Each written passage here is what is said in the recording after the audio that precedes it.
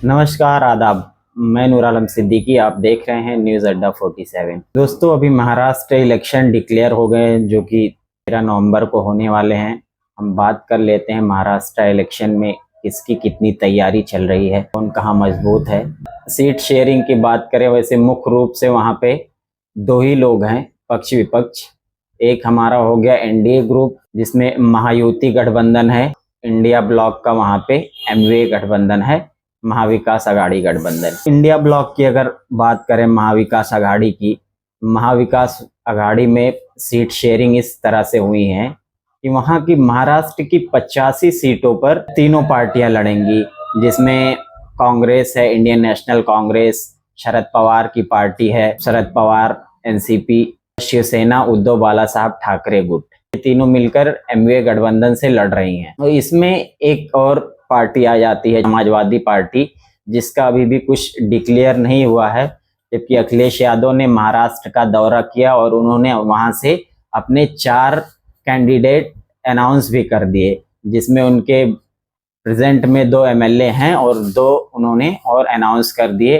कुछ 8 या 10 सीटें मांग रहे थे अखिलेश यादव महाराष्ट्र से, लेकिन एमवीए गठबंधन ने अभी तक कुछ भी ऐसा फैसला नहीं लिया। वहीं कल अबू हाशिम आजमी ने इस चीज को लेकर कहा कि अगर हमें 5 सीटें नहीं देंगी गठबंधन तो हम 25 सीटों पर लड़ेंगे। सीट शेयरिंग की बात करें अगर महाविकास आघाड़ी की, तो महाविकास आघाड़ी में कांग्रेस लगभग 102 से 104 सीट पर लड़ेगी और शिवसेना, उद्धव बाला साहब ठाकरे गुट जो है वो 90 से 95 सीटों पर लड़ेगी और एनसीपी शरद पवार गुट जो है वो 70 से 75 सीटों पर। इसमें बात कर लें किसने कितना टिकट दिया अभी तक। कांग्रेस की बात करें तो कांग्रेस ने अभी तक 71 टिकट दे दिया है, 71 कैंडिडेट घोषित कर दिए हैं उन्होंने महाराष्ट्र से। और शिवसेना, उद्धव बाला साहब ठाकरे के गुट ने 50 कैंडिडेट अनाउंस कर दिए हैं और एनसीपी शरद पवार गुट, इन्होंने अभी तक 45 कैंडिडेट अनाउंस किए हैं। बात कर लेते हैं यहाँ पर महायुति गठबंधन की। महायुति गठबंधन जिसमें मुख्य रूप से भारतीय जनता पार्टी है और उसके साथ में शिवसेना ग्रुप है, शिवसेना शिंदे गुट, जिसे शिवसेना से तोड़कर बनाया गया, और उसके बाद में एनसीपी अजीत गुट है। तो इसमें अगर सीट शेयरिंग की बात करें तो बीजेपी को मिली है 155 सीटें और एनसीपी अजीत गुट को मिली है 55 सीटें और शिवसेना शिंदे गुट को मिली है 78 सीटें। ये है हमारा महायुति गठबंधन का सीट शेयरिंग। इसमें किसने कितने टिकट दिए अभी तक, तो बीजेपी अभी तक 99 सीटों पर कैंडिडेट अनाउंस कर चुकी है और एनसीपी अजीत गुट अभी तक 45 सीटों पर अनाउंस कर चुकी है अपने कैंडिडेट। शिवसेना शिंदे गुट 45 सीटों पर अनाउंस कर चुकी है अपने कैंडिडेट। अब अगर बात करें यहाँ पे कुछ हॉट सीटें हैं, अभी जैसे बांद्रा ईस्ट ले लीजिए, यहाँ से जीशान सिद्दीकी एमएलए हैं और वो कांग्रेस में थे, लेकिन किन्हीं कारणों से वो नाराज हो गए।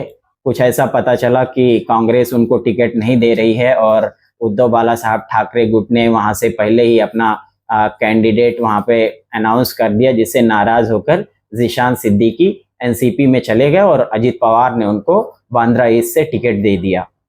उद्धव बाला साहब ठाकरे गुट ने जीशान के जवाब में, जीशान के सामने जो कैंडिडेट खड़ा किया है वरुण सरदेसाई। वरुण सरदेसाई ये उद्धव बाला साहब ठाकरे फैमिली से आते हैं। वरुण सरदेसाई जो हैं उद्धव बाला साहब ठाकरे के साले के लड़के हैं। वरुण सरदेसाई, इनको जीशान सिद्दीकी के खिलाफ लड़ाया जा रहा है शिवसेना उद्धव बाला साहब ठाकरे गुट से। और एक ऐसे हॉट सीट मानी जाती है अणुशक्ति नगर की। अणुशक्ति नगर, जहां से पूर्व कैबिनेट मंत्री नवाब मलिक एमएलए हैं फिलहाल। इस बार एनसीपी अजीत गुट ने वहां पर उनकी बेटी सना मलिक को दिया है टिकट। सना मलिक को वहां पे टिकट दे दिया, लेकिन वहां पे एक चीज देखा जा रहा है, महाविकास आघाड़ी का गठबंधन जो है अभी तक वो लोग टिकट नहीं अनाउंस कर पाए कि अणुशक्ति नगर में सना मलिक के जवाब में कौन रहेगा, वहां सना मलिक को कौन टक्कर दे सकता है अणुशक्ति नगर से।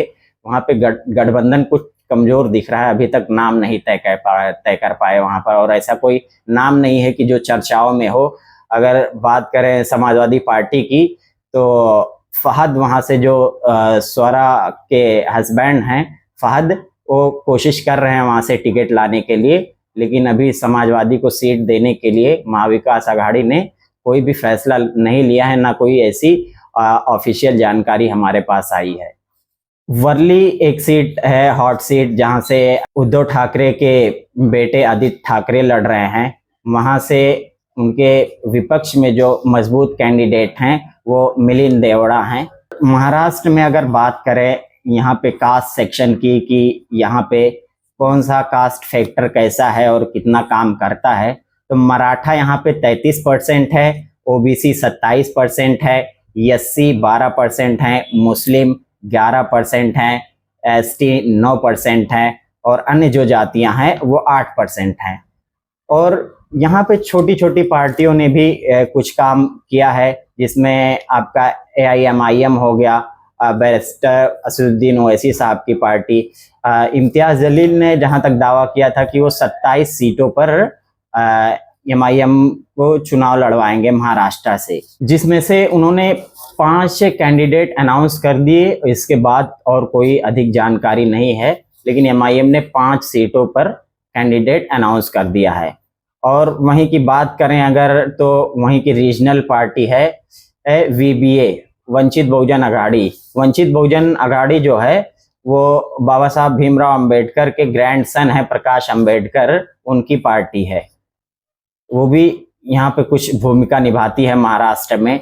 और मनसे जो है, महाराष्ट्र नवनिर्माण सेना, स्वतंत्र रूप से इलेक्शन में प्रतिभाग कर रही है। तो दोस्तों, ये था हमारा महाराष्ट्र इलेक्शन पे एनालिसिस। हम महाराष्ट्र इलेक्शन को अपनी तरफ से एनालिसिस कर रहे हैं और आपको जानकारियां दे रहे हैं, और इसी प्रकार से हम यूपी उपचुनाव और झारखंड मुख्य चुनाव में भी आपको जानकारी देंगे। और इसको देखने के लिए आप हमारे न्यूज़ अड्डा 47 यूट्यूब चैनल को सब्सक्राइब कर लें। धन्यवाद।